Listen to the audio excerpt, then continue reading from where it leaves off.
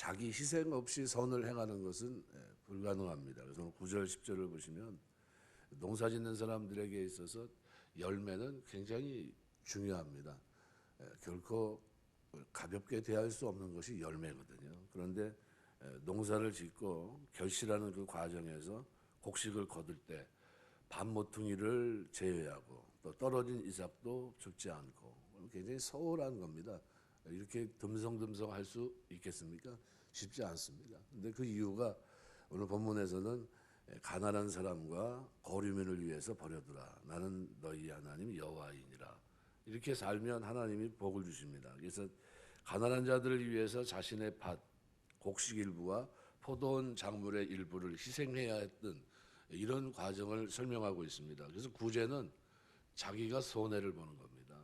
구제 자체가 나에게 중요한, 내가 땀 흘려서 노력한 것 가지고 하는 게 맞습니다. 그래서 구제의 의무, 우리가 얘기할 때 추수할 때 다 거두지 말고 버려두라. 나는 너희 하나님 여호와이니라.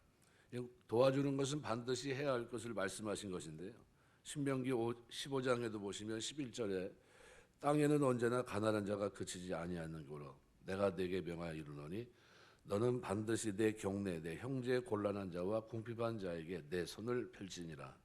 또 신명기 15장 7절에서도 내 하나님 여호와께서 내게 주신 땅 어느 성읍에서든지 가난한 형제가 너와 함께 거하거든 그 가난한 형제에게 내 마음을 강팍케 하지 말며 내 손을 움켜쥐지 말고 반드시 내 손을 그에게 펴서 그 요구하는 대로 쓸 것을 넉넉히 구워주라. 그러니까 가난한 자를 우연히 발견하거든 도와주라 이런 얘기가 아닙니다. 가난한 자를 찾아 나서서 도와주라 그런 얘기입니다. 너희가 선한 일을 하되 착한 일을 하되 믿음의 가정들을 찾아가면서 도와주라는 겁니다. 그래서 능동적으로 적극적으로 이웃 사랑을 실천하는 걸 얘기합니다. 그래서 신명기 15장 9절은 구제하지 않으면 죄를 얻을 것이라 이렇게 경고합니다. 굉장히 강력한 경고고요. 그래서 야고보서 4장 17절에 보면 선을 행할 줄 알고도 행치 아니하면 죄다. 우리 주님은 누가복음 12장 33절에서도 너희 소유를 팔아 구제하여 낡아지지 아니하는 주머니를 만들라. 곧 하늘에 둔 바 다함이 없는 보물이니 거기는 도적도 가까이 하는 일이 없고 좀도 머는 일이 없느니라. 너희 소유를 팔아 구제하여 낡아지지 아니하는 주머니를 만들라. 이렇게 얘기하셨습니다. 우리가 살아가면서 구제라고 하는 부분은 우리가 일상 속에서 신앙생활 하는 동안 늘 염두에 둬야 될 그런 부분입니다. 누가복음 6장에도 38절에 주라 그리하면 너에게 줄 것이니 곧 후히 되어 누르고 흔들어 넘치도록 너에게 안겨주리라. 너희의 헤아리는 그 헤아림으로 너희도 헤아림을 도로 받을 것이다. 잠언 11장 24절에도 흩어 구제하여도 더욱 부하게 되고 과도히 아껴도 가난하게 될 뿐이다. 요한일서 3장 17절에도 보면 누가 이 세상 재물을 가지고 형제의 궁핍함을 보고도 도와줄 마음을 막으면 하나님의 사랑이 어찌 그 속에 거할까 보냐 그랬습니다. 그래서 구제는 초대교회가 했던 겁니다. 가장 강력하게 잘했던 게 구제예요. 사도행전 10장이 고넬료를 평가할 때 그는 경건하여 하나님을 경외하고 백성을 많이 구제하고 하나님께 항상 기도하더니 기도와 구제가 하나님께 상달됐다라는 것을 설명하고 있습니다. 이건 그의 삶을 얘기할 때 마치 동전 앞면과 뒷면처럼 기도하는 삶과 구제하는 삶입니다. 이 두 가지가 그의 삶이었습니다. 고넬료. 사도행전 2장 44절 45절에 보면 초대교회의 모습을 기록하고 있는데 모든 물건을 서로 통용하고 재산과 소유를 팔아. 다른 말로 말하면 뭡니까? 구제입니다. 구약이 말하고 있는 구제입니다. 그래서 각 사람의 필요에 따라 나눠줬다. 갈라디아서 6장 2절 너희가 짐을 서로 지라 그리하여 그리스도의 법을 성취하라. 갈라디아서 6장 10절 그러므로 우리는 기회 있는 대로 모든 이에게 착한 일을 하되 더욱 믿음의 가정들에게 할지니라. 성경은 누누이 이것에 대해서 강조합니다. 그래서 심지어 어떻게 보면 구제 받는 대상을 얘기할 때 항상 들어가야 될 사람이 있다면 누굽니까? 가난한 사람들, 고아, 과부 이렇게 됩니다. 그런데 신약에서는요 심지어 과부에게도 이렇게 얘기를 합니다. 그래서 디모전서 5장에 보시면은 이렇게 얘기합니다. 9절부터 과부로 명부에 올릴 자는 나이가 60이 덜 되지 아니하고 한 남편의 아내였던 자로서 선한 행실의 증거가 있어 혹은 자녀를 양육하며 혹은 나그네를 대접하며 혹은 성도들의 발을 씻기며 혹은 환난 당한 자들을 구제하며 혹은 모든 선한 일을 행하는 자라 할 것이요. 그러니까 이 사도 바울이 디모데에게 보내는 편지에서도 과부로 교회 명부에 올릴 자에게 요구했던 선한 행실의 증거를 이렇게 다양하게 한 5가지 정도로 규정하는데, 그 가운데 하나가 뭡니까? 구제입니다. 그러니까 자녀 양육하고 나그네 대접하고 성도들의 발을 씻기고 환난 당한 자를 구제하고 그리고 선한 일, 모든 선한 일입니다. 그래서 모든 선한 일을 행한 자라 할 것이다. 그러니까 그 삶에 누가 진짜 구제하는, 누가 하나님 보실 때 올바른 과부냐라고 얘기했을 때 이렇게 살아가는 것이 아니겠느냐라는 틀을 얘기합니다. 그러면서 그거와 반해서 젊은 과부는 올리지 말지니 이는 정욕으로 그리스도를 배반할 때 시집가고자 함이니 처음 믿음을 저버렸으므로 정죄를 받느니라, 이렇게 표현합니다. 우리가 이 신앙생활을 하면서 이 구제라고 하는 이 부분은 우리 삶에 빠뜨려서는 안 되는 부분이다라는 것을 우리가 확인할 수 있습니다. 그래서 구제는 왜 하는가? 하나님의 은혜를 기억하기 때문입니다.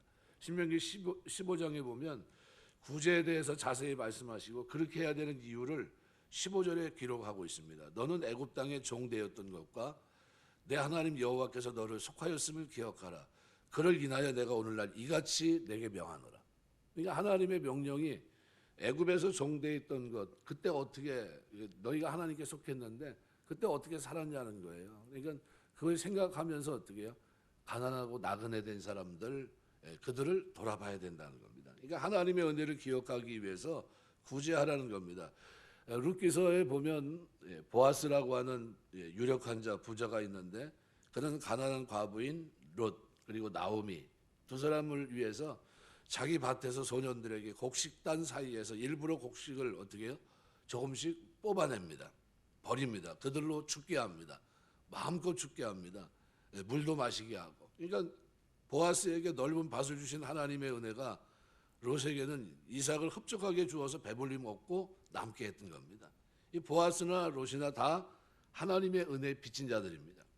하나님은 구제하는 사람들을 반드시 축복하십니다. 그래서 효도하는 자부나 구제하는 보아스나 결국 다윗의 조상을 낳는 은혜를 하나님이 저들에게 허락해 주십니다. 우리 사회적 성도가 사회적 약자를 돌아보는 건요. 그래서 선택이 아니라 의무입니다. 그래서 교회가 해야 될 일 가운데 가장 잘해야 될 일이 이겁니다. 우리가 사도행전 20장 35절에서도 그걸 강조하고 있고요. 야고보서 말씀에서도 1장 27절 하나님 아버지 앞에서 정결하고 더러움이 없는 경건은 고아 과부를 환난 중에 돌보고 자기를 이렇게 세속에 물들이지 않은 그것이니라. 세상 사람들처럼 그냥 대충 살아가고 자기 중심의 삶이 아니라 진짜 경건은 뭡니까? 고아 과부를 환난 중에 돌아본다는 게 뭡니까? 구제한다는 거예요. 그들을 향해서 섬기며 산다는 겁니다. 이게 경건이라는 거예요. 경건. 우리가 하나님 아버지 앞에서 정결하고 더러움이 없는 경건은 고아 과부를 그 환난 중에 돌보고 자기를 지켜 세속에 물들이지 않은 그것이다. 세상 사람들은 이렇게 살지만 우리는 절대 가치인 말씀을 붙들고 살거든요. 그러니까 하나님 은혜에 감사해서 살고, 그래서 그 삶에는 반드시 어떻게 해요? 약자를 돌아보는 의무적인 삶이 있습니다. 이사야 58장을 보시면은 굉장히 금식에 대해서, 여호와께서 기뻐하는 금식에 대해서 쭉 말씀하거든요. 그래서 6절부터 보면 내가 기뻐하는 금식은 흉악의 결벽을 풀어주며 멍에 줄을 끌어주며 압제당하는 자를 자유하게 하고 모든 멍에를 꺾는 것이 아니겠느냐. 또 줄인 자에게 내 양식을 나눠주고 유리하는 빈민을 집에 들이며 헐벗은 자를 보면 입히고 또 내 골육을 피하여 스스로 숨지 않은 것이 아니겠느냐. 그리하면 내 빛이 새벽같이 비칠 것이며 내 치유가 급속할 것이며 내 공의가 내 앞에 행하고 여호와의 영광이 내 뒤에 호위하리니 내가 부를 때는 나 여호와가 응답하겠고 내가 부르짖을 때는 내가 여기 있다 하리라. 만일 내가 너희 중에서 멍에와 손가락질과 허망한 말을 제하여 버리고 줄인 자에게 내 심정을 동하며 괴로워하는 자의 심정을 만족하게 하면 내 빛이 흑암 중에서 떠올라 내 어둠이 낮과 같이 될 것이며. 계속 뭐를 강조하냐면 결국은 이 돌아보는 걸 얘기합니다. 그러니까 이게 살아가면서 어려움 속에 있는 사람들을 돌아보고 살아가면 내가 혹시 어려움 속에 있다 할지라도 병중에 있다 할지라도 치료를 급속하게 할 것이다. 왜냐하면 하나님이 기대했던 은혜에 부응하며 살아가는 삶을 살아내기 때문에 그 사람을 어떻게 해요? 돌보시겠다는 게 하나님께서 돌아보는 것처럼 내가 너를 돌보겠다 이런 의미입니다. 굉장히 중요한 말씀이 아닌가 생각이 됩니다. 그래서 세계 인구의 80%가 배고픈 가운데 저녁을 잔다고 합니다. 근데 하루 24시간 동안에 한 1만 명 정도가 기근으로 죽어가고요. 이 가난의 문제를 해결하기 위해서 인간이 기울여온 두 가지 대표적인 이론이 있는데 토마스 말사스라는 사람이 준 말사스주의라는 것이 있습니다. 1789년 인구론을 발표했는데 세계 인구는 배로 증가한다는 겁니다. 2, 4, 8, 16, 뭐 이렇게 32, 64 이런 식으로 증식하는데 식량은 1, 2, 3, 4, 5로 증식한다는 거예요. 증산이 된다는 겁니다. 그래서 굶주림은 필연적인 결과이므로 가난을 해결하는 길은 인구 억제밖에 없다. 이 사람 토마스 말사스가 그 얘기를 했고요. 또 하나의 이론은 마르크스주의입니다. 여러분이 알고 있는 공산주의 이론입니다. 인류의 굶주림은 자본주의 체제에서 만든 것이기 때문에 모든 소유를 균등하게 배분하면 가난은 해결될 수 있을 것이다 주장했습니다. 근데 어떻게 됐습니까? 공산주의는 몰락했습니다. 점점점 가난해져요. 그러면 대안이 뭡니까? 복음입니다. 대안은 다른 게 없어요. 누가요? 은혜, 하나님의 은혜 속에 사는 그들이 나누는 데 있는 겁니다. 우리 그리스도인들이 나누는 거. 우리가 한국 교회사에서 우리나라가 이렇게 태동하고 가장 어려운 때 미국이라고 하는 나라가 나눠주셨어요. 그 사람들이 자기의 분깃을 나누듯이 모든 걸 나눴습니다. 밀가루가 우리나라에 어떻게 지천에 널려 있을 정도로 그들이 어떻게 구제의 손길을 폈던 겁니다. 그래서 안 먹은 사람이 하나도 없죠. 그러니까 우리가 얘기하는 대로 뭐 미신을 섬기는 나라 대부분이 다 어떨까요? 공산권 다 가난합니다. 특징은요, 먹을 게 하나도 없다는 거예요. 늘 굶주려 있다는 겁니다. 그런데 복음, 우리나라에 뭐 자원이 많습니까? 뭐가 많습니까? 별로 없는데 우리나라에 풍성한 게 있다면 뭡니까? 복음이에요, 복음. 복음 안에서의 삶에는 하나님이 풍족함을 주십니다. 그래서 굉장히 이 복음을 전하고 예수 믿게 하는 것이 그래서 중요합니다. 왜? 의식의 개혁서부터 그다음에 어떻게 해요? 주는 자의 삶이 되기 때문에 그렇습니다. 주는. 대부분의 세상의 모든 사람들은 어떻게 해요? 취하는 데만 유익합니다. 가져오고 내 것을 구분하는 데만 관심을 갖는데 유독 그리스도인들만 나누어 가는 것, 주는 삶에 관심을 가지고 있습니다. 그러니까 우리 그리스도인들이 많을수록 세상은 살기 좋은 세상이 되는 겁니다. 그런 의미로 우리나라의 대부분 구제 거의 한 80%, 90%가 기독교에서 합니다. 그러면서도 대우를 받지 못하는 게 기독교죠. 그럼에도 그것을 중단하지 않는 게 또 기독교입니다. 그만큼 우리나라가 아주 좋은 나라라는 것이죠. 전 세계에서 지금 뭐 특별히 이제 러시아와 지금 전쟁을 하고 있는데요.